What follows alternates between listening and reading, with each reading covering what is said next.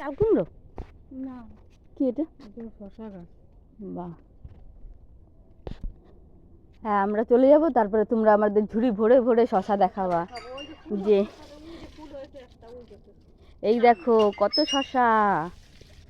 হ্যাঁ হ্যাঁ হ্যাঁ, এই যে ফুল হয়েছে। আগে এই উঠানে আমাদের সাদা ধবধবে থাকতো। হ্যাঁ দি, সেই জঙ্গলই জঙ্গল।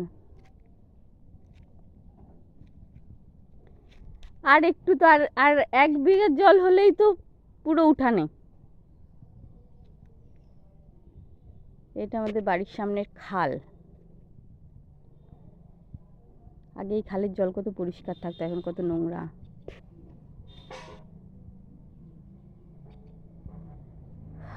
বাড়িতে লোক না থাকলে যা হয়।